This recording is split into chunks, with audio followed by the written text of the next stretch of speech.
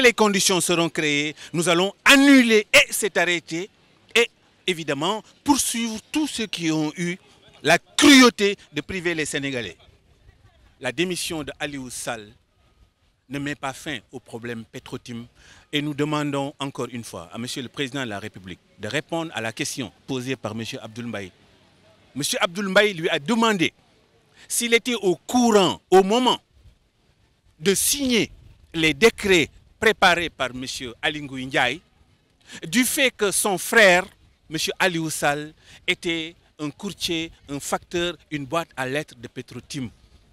Avant de faire signer les décrets et de faire contresigner ces mêmes décrets à Monsieur le Premier ministre Abdoul Mbaye, est-ce que le président Macky Sall était au courant que son frère était dans le courtage qui aujourd'hui risque de mettre le feu à la plaine?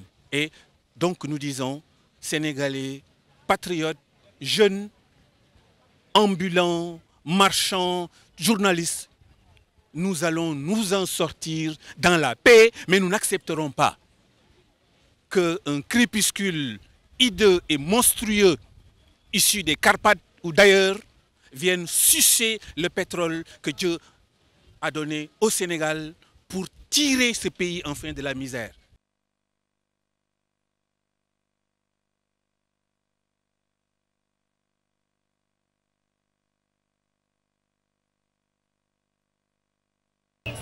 C'est un cirque, c'est quelque chose qui relève d'une grande comédie.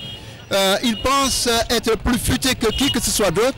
On dirait qu'il s'est transformé en Koutia, en comédien, en clown, pour tenter de faire illusion. Mais la réalité, c'est que aujourd'hui, ce qu'il est en train de faire, c'est pire.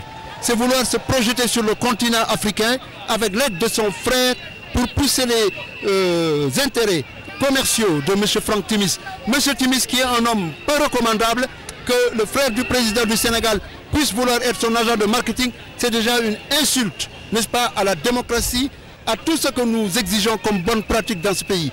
Donc de ce point de vue, je considère comme de nul effet cette décision annoncée hier qui traduit en réalité la peur de ce régime, la peur panique de ce régime.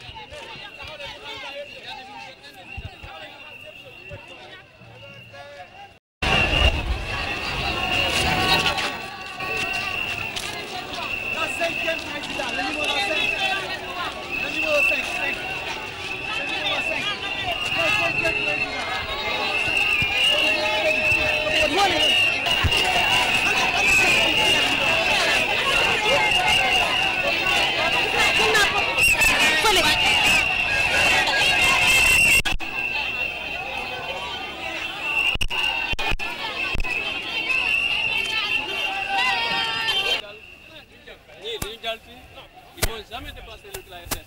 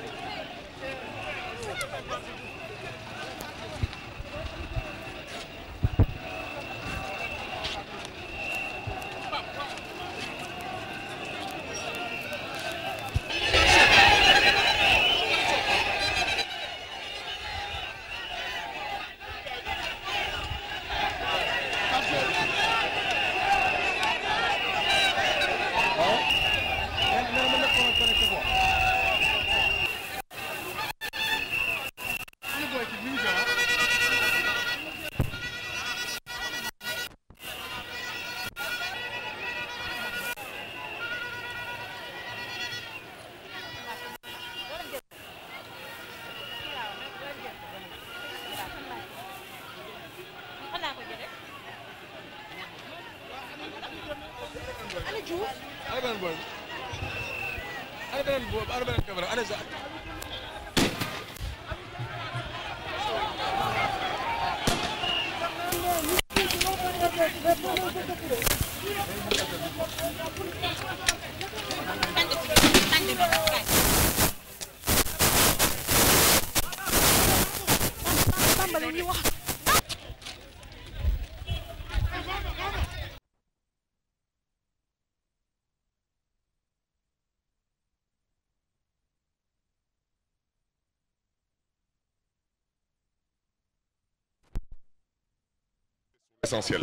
L'essentiel, c'est se battre aujourd'hui pour la démocratie dans ce pays.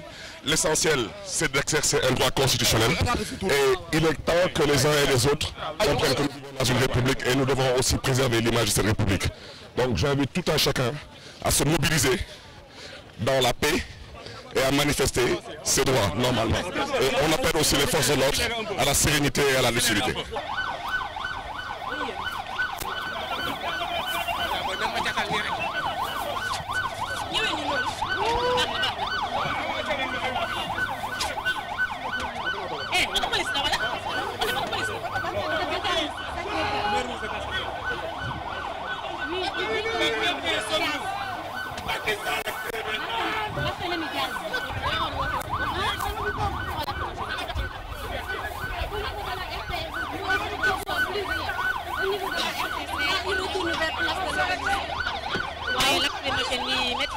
xamante ni dëgg la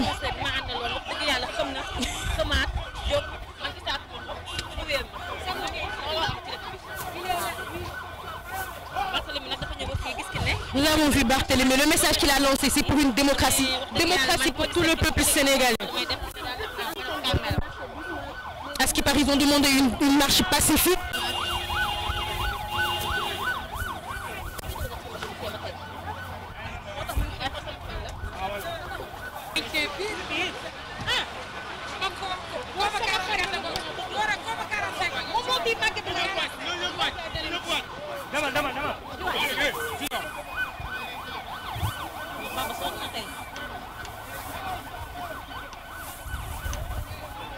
Rakija dëkk usine ñaari tali marche bi moom Macky Sall tey waroon na bañ lii tey waroon na tey ñu encadré marche bi rek bu ñu encadré marche bi dem nit ñi dem marche ñëwaat dellu si seen kër loolu moom dara du ci nekk ndax bu njëkk dañ daan marche ñoom bi ñu nekkee ci opposition bi dañ leen daan bàyyi ñuy marche bu ñu marché ñu encadré bàyyi xale yi ñu dem dox li ñuy dox ku ci nekk retourné ñibbi sa kër ku ko weddi xool ko ci Ablaye Wade retouru Ablaye Wade ba li ñu mobiliser ci ay kii li ñu mobiliser te xale yi day ñëw rek teeru Ablaye Wade rek retouram bi rek feete ko ñibbi waat ku ci nekk sa kër benn lacrymogène jógul léegi bu ñu defoon noonu rek xool ko ci retour Ablaye Wade bi rek mënoon nañu bàyyi rek ñu marche loolu du dara waaw Macky Sall nag warul ragal marche marche ay lacrymogène loolu teg ko fenn la ko tegu waru ko ragal ndax marche moo ko may lii mu am tey jii.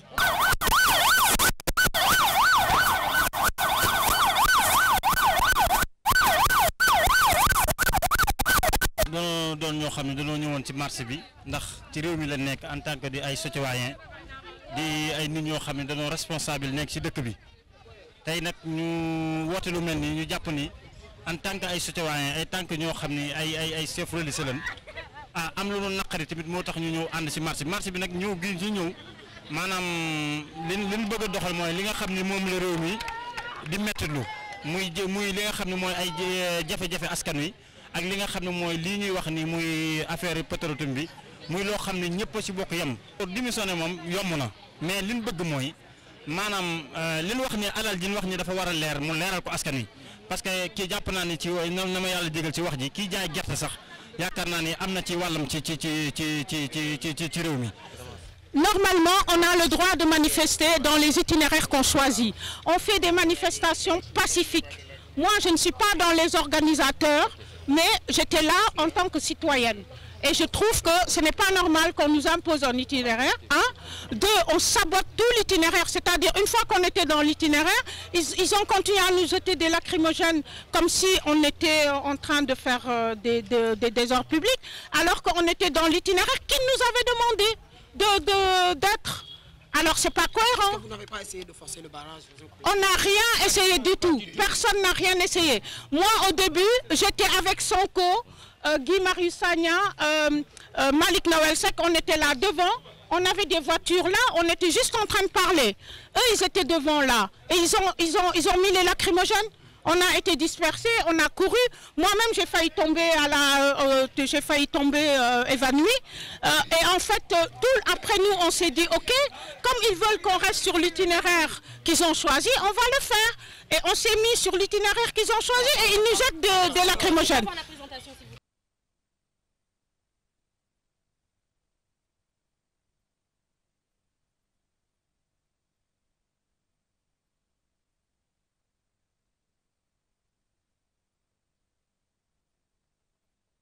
Abdoulaye Diaby, je viens de Touba Mbaké, accompagné de Dono Mara.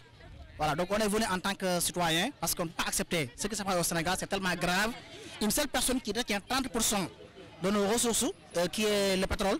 Donc là, nous disons non. Raison pour laquelle on a fait le déplacement pour venir ici manifester, pour venir ici montrer notre désaccord concernant par rapport aux frères du président de l'APR, Macky Sall, Aliou Sall. Donc vraiment nous disons non et nous disons que trop c'est trop quoi. Parce qu'on ne peut pas accepter une seule personne qui détient 30% du pétrole du Sénégal. Là on ne peut pas accepter ça. Donc là si on évalue ça, ça va jusqu'à 700 milliards à une seule personne. Donc qu'est-ce qu'il va faire avec les 700 milliards là? Donc venir de Touba et rester ici. Donc nous disons non, que ça il faut que ça s'arrête quoi.